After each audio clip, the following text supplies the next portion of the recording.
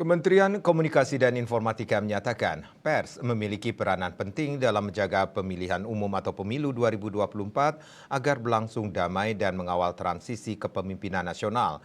Demikian disampaikan Direktur Jenderal Informasi dan Komunikasi Publik Kementerian Kominfo, Usman Kansong, Jumat 9 Februari 2024.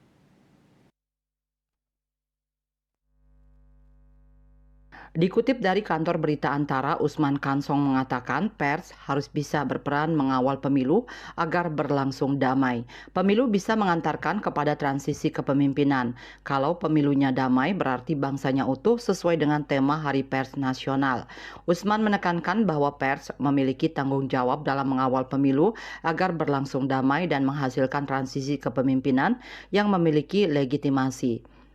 Dia menyampaikan pentingnya peran pers yang tetap independen dan kritis. Dalam konteks pemilu, pers juga harus berperan dalam mengajak masyarakat untuk berpartisipasi saat pencoblosan dan melawan politik uang. Menurutnya, yang menjadi penting mengajak masyarakat berpartisipasi dalam pemilu, mengajak masyarakat mencoblos pada 14 Februari. Kemudian mengajak masyarakat untuk berpartisipasi secara sukarela bukan karena politik uang.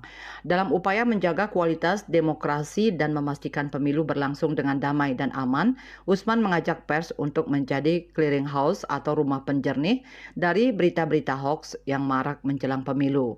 Dengan menguatkan peran pers secara kritis dan independen, diharapkan pemilu 2024 dapat menghasilkan transisi kepemimpinan yang damai, sah, dan diterima oleh masyarakat. Usman menilai dalam menjaga martabat demokrasi dibutuhkan kolaborasi antara pers, pemerintah, dan masyarakat. Hari Pers Nasional diperingati pada 9 Februari setiap tahunnya dalam rangka memperingati Hari Ulang Tahun Persatuan Wartawan Indonesia (PWI). Adapun pada tahun ini, Hari Pers Nasional mengangkat tema mengawal transisi kepemimpinan nasional dan menjaga keutuhan bangsa. Bali Pos melaporkan.